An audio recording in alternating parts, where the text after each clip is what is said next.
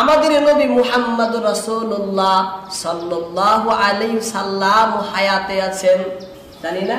হায়াতুন নবী সাল্লাল্লাহু আলাইহি সাল্লাম, নবী কবরে জীবিত, নবী কবরে হায়াত। তাহলে আল্লাহ হায়াত, নবীও হায়াত, পার্থক্য কোথায় হয়ে রইল? আপত্তি জাগতে পারে, তাই না? আপত্তি মুসলমান আমরা আহলে সুন্নাত ওয়াল জামাতরা বিশ্বাস করি যে আমাদের নবী মুহাম্মদুর রাসূলুল্লাহ সাল্লাল্লাহু আলাইহি ওয়াসাল্লাম কবরে জীবিত। শুধু জীবিতই না, হাদিসের ভিতরে আছেন আল্লাহ নবী কবরে নামাজ পড়েন, আল্লাহ তাকে রিজিক দেন, সেখানে তিনি নামাজও পড়েন, রিজিকও তাকে দেওয়া হয়। নবী কবরে জীবিত।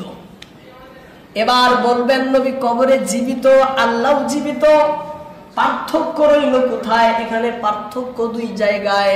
কয় জায়গায়? দুই জায়গায় পার্থক্য। নাম্বার 1, আল্লাহর হায়াত অনাদি অনন্ত, কিন্তু নবীর হায়াত অনাদি নয়, অনন্ত শুধু। আল্লাহর হায়াত এমন শুরু থেকেই, যার কোনো শুরুই নেই, তাই না? কিন্তু নবী কি এমন? হ্যাঁ, আমিনার গর্ভ থেকে যখন জগতে আসলেন তখন থেকে হায়াত শুরু। হ্যাঁ, তার হায়াত চলতি চলতি অনন্ত পর্যন্ত যাবে, আর শেষ হবে না। কিন্তু আল্লাহর হায়াতের কোনো শুরু নেই, শেষ নেই, কিন্তু নবীর হায়াতের শুরু আছে কিন্তু শেষ নেই। 2 নম্বর পার্থক্য, আল্লাহর হায়াতের মধ্যে নাস্তিত্ব আসেনি, এমন হয়নি যে এক সময় তিনি ছিলেন না, এমন হয়েছে কি? কিন্তু আল্লাহর নবীর মধ্যে এমন ছিল, এমন আছে যে নবী এক সময় ছিলেন না, আকাশ জমিন কিচ্ছুই ছিল না, একমাত্র যখন আল্লাহ একক আল্লাহ ছিলেন তখন নবীর কোনো অস্তিত্বই ছিল না। তাহলে পার্থক্য হলো না দুই জায়গায়? এবার প্রশ্ন হলো, অনেকগুলো প্রশ্ন এখানে থাকে। আল্লাহর নবী কবরে জীবিত, নবী তাহলে দুনিয়ার মধ্যে মানুষ মরে, তাহলে আমাদের নবী কি মরে নাই? মরণের মধ্যে দুটি অর্থ। কোরআনের ভিতরে আল্লাহ বলছেন নবীর মওতকে আর সারা পৃথিবীর মানুষের মরণকে 2 ভাগে ভাগ করেছেন। আল্লাহ বলছেন ইন্নাকা মাইয়িতুন ওয়া ইন্নাহুম মাইয়িতুন, ইন্নাকা মাইয়িতুন, হে নবী আপনি মাইয়িত হবেন, মৃত্যুবরণ করবেন, ওয়া ইন্নাহুম মাইয়িতুন, গোটা সৃষ্টি মানব তারাও মরবে। নবীর মরণ আর সমস্ত সৃষ্টির মরণের সাথে তুলনা এক করেন নাই। নবীর মরণকে আলাদা মরণ বলেছেন আর সমগ্র মানবের মরণকে আলাদা মরণ বলেছেন। যদি মরণ দুটা একই মরণ হতো তাহলে দুটাকে আলাদা করার কোনো অর্থ আসে না। কোনো অর্থ আসে কি? কোনো অর্থ আসে না। আল্লাহ কেন পবিত্র কোরআনের ভিতরে এই মরণকে আলাদা বয়ান করেছেন?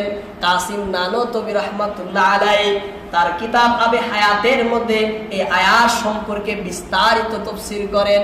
দারুল দেওবন্দের যিনি মূল প্রতিষ্ঠাতা কাসিম নানতবী রাহমাতুল্লাহ আলাইহি, তিনি বিস্তারিতভাবে এই কথা তুলে ধরেছেন। সংক্ষেপে আপনাদের সম্মুখে বলি আমি, আমাদের মরণ যখন জিবরিল আজরাইল আসে জানটা নিয়ে চলে যায়, কিন্তু মরণের ভিতরে কি করে? এই সমস্ত শরীর থেকে জানটা নিয়ে তার কলবের মধ্যে একত্রিত করেন, কলবের মধ্যে একত্রিত করেন, সমস্ত শরীর থেকে জানটা নিয়ে নিয়ে নিয়ে নিয়ে কলবের মধ্যে একত্রিত করেন। আর আমাদের জানটা কি করেন? শরীর থেকে আলাদা করে নেন, শরীর থেকে আলাদা করে নেন। এই যে পার্থক্য, এই বিষয় আরো লম্বা, যেহেতু বিষয় আলাদা। হায়াতুন নবী সম্পর্কে, নবী কবরে জীবিত, কিভাবে জীবিত দলিল দিতে হবে কোরআন হাদিস থেকে। বিষয়টা লম্বা বিষয়, সংক্ষেপে শুধু বললাম যে আমাদের নবীর মরণটা এবার মরণ যে নবীর সমস্ত শরীর থেকে, শরীর মুবারক থেকে হায়াতটাকে নিয়ে নিয়ে নিয়ে নিয়ে নিয়ে নিয়ে কলবের মধ্যে সংকীর্ণ করে রেখেছেন, কলবের ভিতরে সংকীর্ণ রেখেছেন।